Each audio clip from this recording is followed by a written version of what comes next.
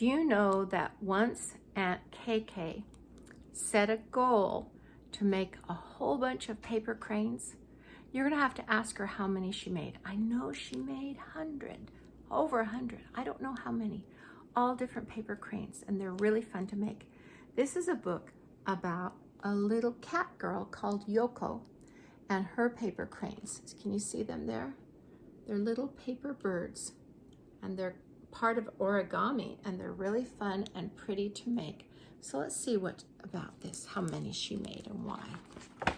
Yoko's paper cranes. There she is. I guess that's Yoko. And I see some paper cranes there. Oh, they're flying. I don't think paper cranes really fly. This is by Rosemary Wells. I wish to thank Joanna Hurley, co-designer and master cutter of Japanese paper. When Yoko was very small, she and her grandmother, Oba-san, fed the cranes in the pond at the edge of the garden. See those cranes? Those are cool. I bet that Trevor can see cranes in Florida. Maybe he sees big, tall birds by his pond. The cranes stay in our garden only a few months, said Oba-san to Yoko. Then they fly away from Japan. Don't go, said Yoko. The cranes come back every year, said Oba-san. Yoko's grandfather, Oji-san, taught her to fold paper into cranes. Look, here's all the different, it starts with a square, then it goes to a triangle, then you open it and you make a long one, and there are all the steps along the edges. And he taught her how to do it. I bet Aunt KK would teach you.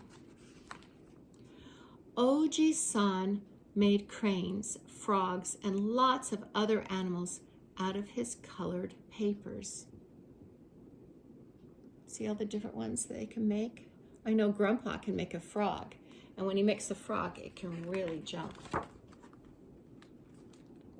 When Yoko was a big girl, she and her mama and papa sailed far away from Japan. But Yoko never forgot Oba-san and Oji-san. I hope when you're far away, you don't forget Grandpa and Nonnie. Every week, a letter came to Yoko and her family in America. Every week, a letter went back to Oba-san and Oji-san in Japan.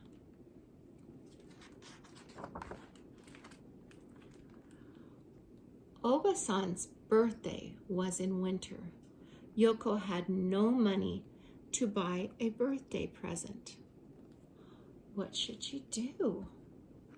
What could she do for her grandma? Yoko knew that thousands of miles away in Japan, Oba-san's garden was cold and snowy. Oba-san was waiting for the cranes to come back to her garden pond.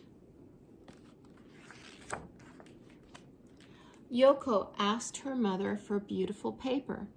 She folded the paper into a crane, just as Oji-san had shown her. She made 3 cranes of different colors. Then she put them in a package and put stamps on the package.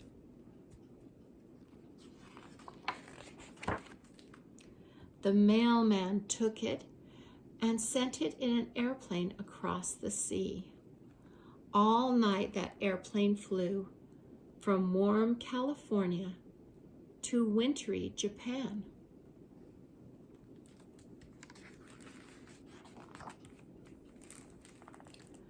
Another mailman left the package for Oba-san at Oba-san's door. Oba-san opened the package. She and Oji-san hung Yoko's cranes in her kitchen window.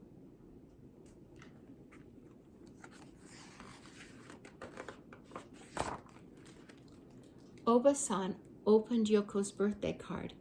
It was written in Japanese. Soon I will come back to Japan, just like the cranes, is what the card said. The paper cranes turned on their strings. Happy birthday from Yoko tingled in the air around the cranes.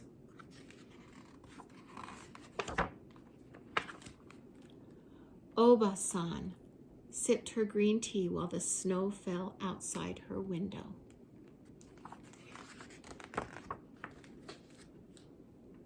And that is the end. Isn't that nice? She didn't have money, so she made a very nice gift for her grandmother by just making her something. I know that a lot of you make beautiful crafts and projects, and especially beautiful drawings and colorings.